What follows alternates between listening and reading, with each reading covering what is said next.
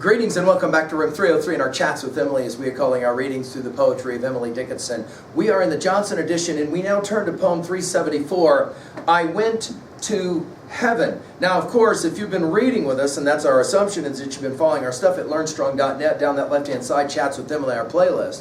And if you've been working through our set of introductory comments and the preceding 373 poems, we just finished with 373, I'm saying every day, then you will remember that when we hit poem 370, that she said it this way: heaven is so far of the mind that where the mind dissolved, the sight of it by architect could not again be proved. 'Tis vast as our capacity, as fair as our idea, to him of adequate desire no further 'tis than here. The suggestion that heaven can be somehow understood as the place that couldn't be any better than the Amherst that Emily grew up in. Now, I'm going to make the argument that this may be one of Emily's most heretical poems. Now, I'm going to work to try and help you understand how this little poem is in fact a response to Revelation 21. We've already said that Emily's favorite book of the entire Bible was accorded to be the book of Revelation. Now, the question that Emily is constantly playing with in these kind of poems is, what happens after you die? Of course, she had been raised in a Christian theology that described heaven, especially through the 21st chapter of Revelation. So it is interesting how Emily will play the game juxtaposed against this Revelation 21 passage. And although this is a long passage, I think it's important for you to know this passage if you're going to appreciate what Emily plays in this poem. Revelation 21, this is the King James Version that Emily would have known. And I saw a new heaven and a new earth, for the first heaven and the first earth were passed away, and there was no more sea. And I saw, John, saw the holy city, New Jerusalem, coming down from God out of heaven, prepared as a bride adorned for her husband. And I heard a great voice out of heaven saying, Behold, the tabernacle of God is with men, and he will dwell with them, and they shall be his people, and God himself shall be with them and be their God. And God shall wipe away all tears from their eyes, and there shall be no more death, neither sorrow nor crying, neither shall there be any more pain, for the former things are passed away. And he that sat upon the throne said, Behold, I make all things new. And he said unto me, Write, for these words are true and faithful. And he said unto me, It is done. I am Alpha and Omega, the beginning and the end. I will give unto him that is athirst of the fountain of the water of life freely. He that overcometh shall inherit all things, and I will be his God, and he shall be my son. But the fearful and the unbelieving and the abominable and murderers and whoremongers and sorcerers and idolaters and all liars shall have their part in the lake which burneth with fire and brimstone, which is the second death. And there came unto me of the seven angels, which had the seven vials full of seven last plagues, and talked with me, saying, Come hither, I shall show thee the bride, the Lamb's wife. And he carried me away in the Spirit to a great and high mountain, and showed me that great city, the holy Jerusalem, descending out of heaven from God, having the glory of God, and her light was like unto a stone, most precious, even like a jasper stone, clear as crystal. And had a great wall, and high, and had 12 gates, and at the gates 12 angels, and names written thereon, which are the names of the 12 tribes of the children of Israel. On the east 3 gates, and on the north 3 gates, and on the south 3 gates, and on the west 3 gates. And the wall of the city had 12 foundations, and in them the names of the 12 apostles of the Lamb. And he that talked with me had a golden reed to measure the city and the gates thereof, and the wall thereof. And the city lieth foursquare, and the length is as large as the breadth. And he measured the city with the reed, 12,000 furlongs. The length and the breadth and the height of it are equal. And he measured the wall thereof, 144 cubits, according to the measure of man, that is, of the angel.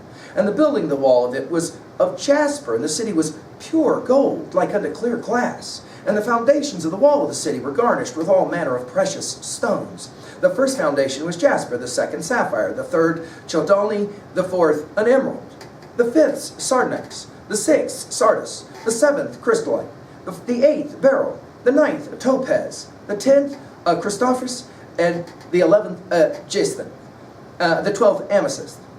And the 12 gates were 12 pearls, every several gate was of 1 pearl, and the street of the city was pure gold, as it was transparent glass. And I saw no temple therein, for the Lord God Almighty and the Lamb are the temple of it.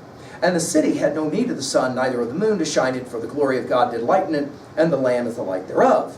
And the nations of them which are saved shall walk in the light of it, and the kings of the earth do bring their glory and honor unto it. And the gates of it shall not be shut at all by day, for there shall be no night there, and they shall bring the glory and honor of the nations into it. And there shall be, and there shall in no wise enter into it anything that defileth, neither whatsoever worketh abomination or maketh a lie, but they which are written in the Lamb's book of life, end quote.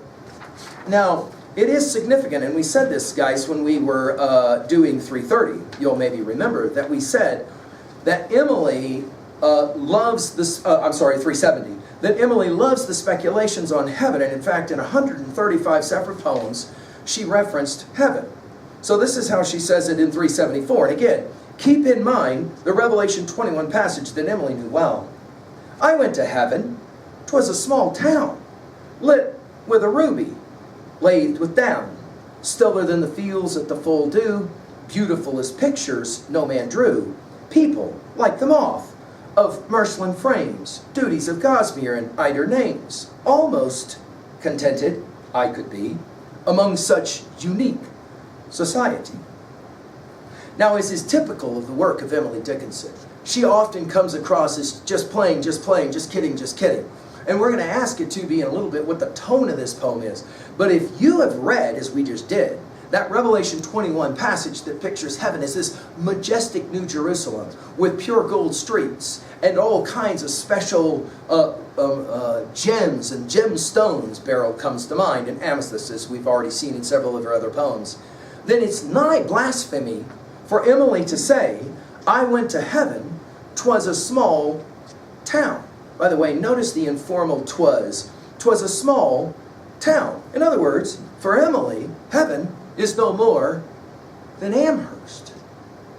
She says it was lit with, notice, a ruby. Now, I read you Revelation 21 specifically to give you a sense of how the powerful idea of gold and all those other gems and the light and the sun and all that. Here she says one ruby. That's all we needed. Lathed with down. And then all of a sudden, she starts to kind of outline in the second stanza what this town was like. Stiller, for example. I told you that her use of the word still is remarkable. I think T.S. Eliot learned how to use the word still from his study of Emily Dickinson. What is it that he says? We must be still and still moving. Notice here, stiller than the fields at the full of dew. Beautiful. This heaven was beautiful as pictures no man drew. Now that sounds something kind of like Revelation 21. People, like the moth of merchant frames. This lace idea takes us back to poem 274. Duties of gossamer and eider. You'll remember eider from 326. Names. And then about all of this, instead of giving that long description of Revelation 21, she gives us some ideas that are far more, can we just say, natural and more accessible. And then she'll say, almost contented I could be among such unique society. Now, the word almost is, of course, the key word, because it allows Emily to be able to back away from the argument that this poem is in fact heretical. That is to say, she seems to be suggesting, I don't need to go to a heaven where the streets are all paved with gold. I'm fine with a ruby and a little bit of eider, and that's all that I need, as long as I am in and among this unique society. Notice she says, almost contented I could be. The interesting syntax, of course, it would be, I could almost be contented among such unique society. The fact that she says almost allows her to be able to say to anyone that might challenge her, look, I mean, I'm not saying that Amherst is heaven, and I'm not saying that what I'm living through now is heaven, but I could almost say it's enough for me. Not quite. And it allows her to be able to kind of stand back and let interpreters of this poem figure out exactly what she's saying. Well, what is she saying at 2a? I think that she's saying there is a distinct possibility that the closest thing to heaven we'll ever get is what we are experiencing right here, right now. In other words, the simple life. Notice her word choices here. The simple life is in fact the closest thing to heaven that one might ever get. Pretty radical idea. and yet a very romantic idea. I mean, I think it sounds very much like Thoreau and of course Emerson as well. At 2B, I'm going to leave it up to you to decide how you read this poem and the tone of voice. I think you can't read this poem, though, without having read Revelation 21 first, because there it's a city, it's a New Jerusalem, and of course for her it's a small town, much like Amherst. At 3A, well, of course, the book of Revelation 21 is the passage that we read. Obviously, Milton's Paradise Lost comes to mind. We've given full lectures on it at learnstrong.net. The description, especially of heaven, will be, it's spectacular. It's not like her description, obviously, at all. Finally, at 3B, what are your thoughts about how to interpret this poem? What do you think about the idea of a majestic heaven and an afterlife? And is it true that the simplest life is the heavenly life? What are your thoughts about that? Pope's On Solitude comes to mind, right? Thank you.